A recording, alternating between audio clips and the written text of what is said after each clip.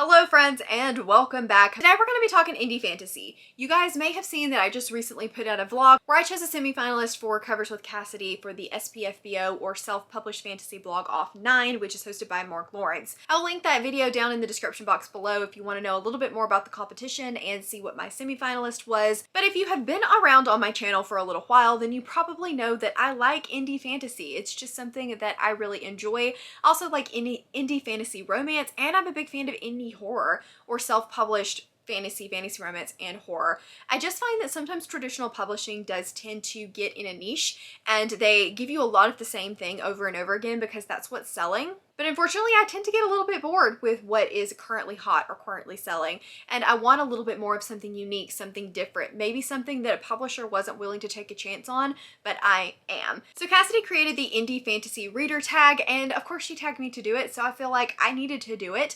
And we're just gonna go through some of the questions, see what my answers are. This is gonna be indie fantasy and fantasy romance, just because that's what the tag is called, but I do like indie horror as well, so you should definitely check out some horror readers. Okay, so the first question is, what got you into reading indie fantasy? I can't pinpoint an exact moment when I just said, okay, I'm gonna pick up indie fantasy. I will say that last year for sure, I did start to read much more than I ever have in the past. I've read some previously, but I never made it a priority until last year, and just finding a really good community of people definitely helped. Rachel from Argent Rabe, Dom from Dom's Bookish, Cassidy, all of the amazing indie authors that have promoted their books and been really loud and vocal on Twitter and Instagram and just shouted at the rooftops to let me know that these books existed. All I feel like got me into reading indie fantasy. Plus, like I said, just wanting something different, looking for something that is not the traditional thing that we're seeing all the time in publishing right now. All of those things definitely guided me toward this area of the internet, and I am so very glad that I did. What is my favorite thing about indie fantasy? I feel like a broken record, but that's just how unique it is. Indie fantasy really, I feel like, pushes the boundaries of what could be considered a little too weird or a little too out there, or really tries to push the scope of the epicness or even the coziness. Like Legends and Lattes was indie and did incredibly well because everybody loved how different it was. And now I won't necessarily say that Legends and Lattes was the catalyst, but now I feel like I'm seeing cozy fantasy everywhere. And I feel like the indie self-published sphere definitely helped spur on that trend, which you're seeing a ton in traditional publishing now. So I just love how different it is, how able to spice things up and find something new and unique, something that I would have never found before. What is my favorite indie fantasy book / series? This is a really hard question to answer, partially because some of my favorites have been picked up by publishers, which good for them, but they are no longer self-published, and partially because there's just so many good ones out there. If I had to pick only a couple, I would say the War Eternal series by Rob J. Hayes is one of my favorite self-published fantasy series. Eska is amazing and everyone should read it. I will say that the first one, while really, really strong, is not my favorite in the series. The third one is by far my favorite, and I'm so excited to finish off this series. I, full disclosure, do have one book left, but I don't foresee it being a book that I hate that makes this not a favorite series. Also really enjoy The Ashes of Averon by Tiago Abdallah. This is another super complex indie fantasy that I feel like has really gotten a lot of love recently, as it should, because the world is super interesting. The magic system is really cool, and I just think that it's extremely well done and more people should read it.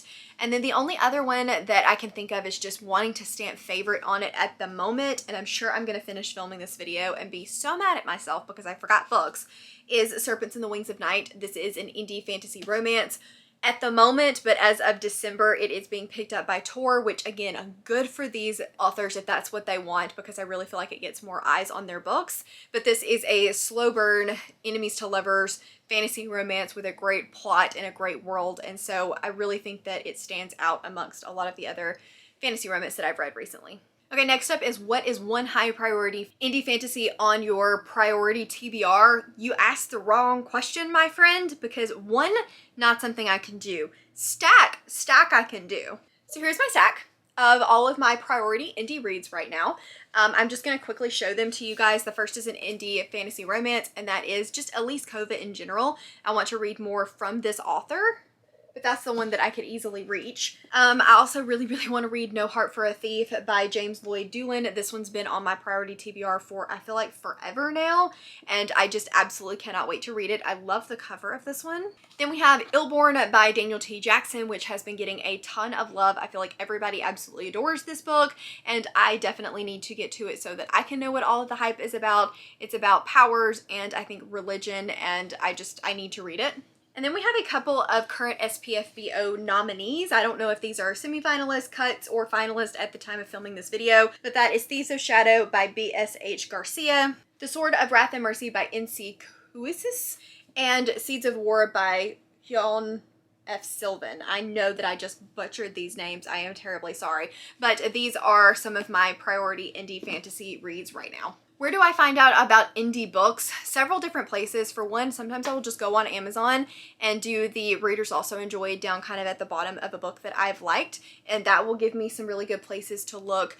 Twitter is also a great resource. I follow a lot of indie and self-published authors on Twitter, or X, whatever you want to call it now, and I feel like they do a really good job of promoting one another, and so there's always retweets and, hey, you should check this out going on over there, which is a great resource for finding new self-published books. And then of course there are some really great booktubers and bloggers that shout at the rooftops about self-published books. Of course, Cassidy and Dom, you've heard me talk about those two before. Peckrick does an amazing job showcasing indie fantasy as well.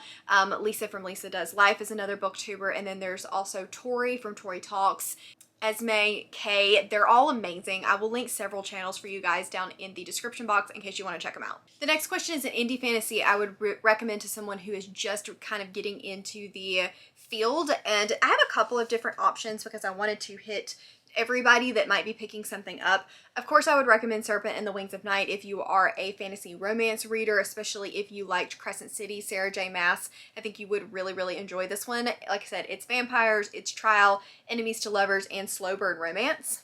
I would also, if you are looking for something a little bit more cozy, you read Legends and Lattes when it was traditionally published and now you want more, I would recommend Small Miracles by Olivia Atwater. This one is just wholesome and a lot of fun, extremely well written. It is about an angel who has a gambling problem, and now they have to basically pay back their debts by meddling in the lives of humans.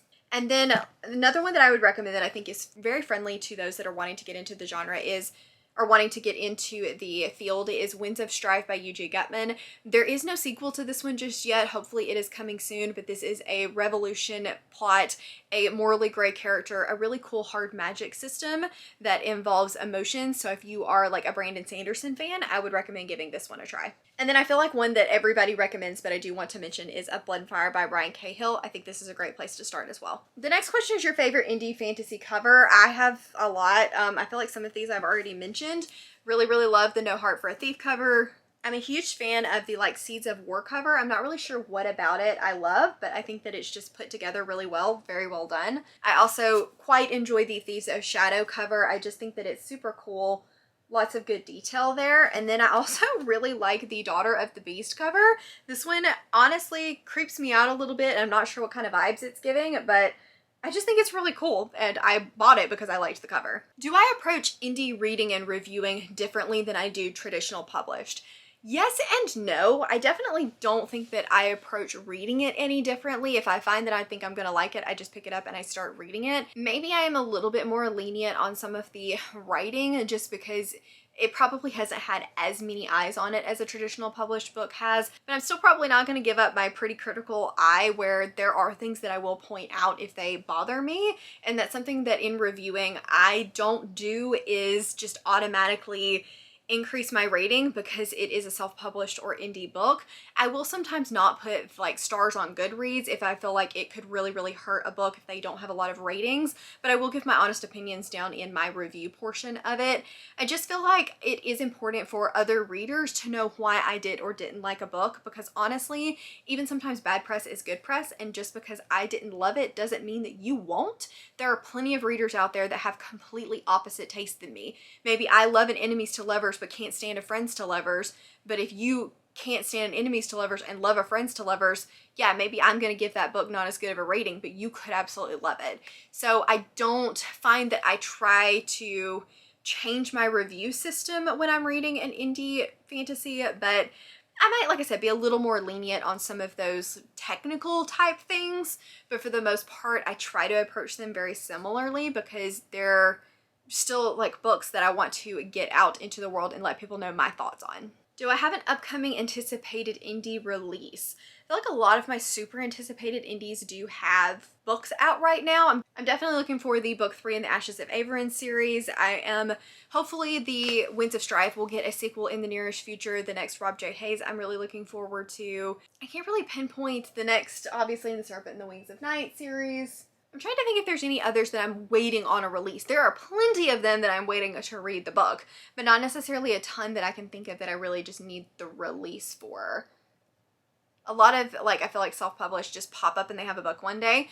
So most of them don't always have just like hard release dates. They'll give you like a ballpark and then you get a week's notice and it's like, hey, you're gonna read this book in a week. So I don't know. What is an indie author you would choose to write your story if I were the protagonist? Chiego, I don't want you to write my story. You would be mean to me. I don't know. Maybe Carissa Broadbent, because I feel like she could give me, sorry David, a really cool man and make me really strong and powerful, and that sounds like a lot of fun.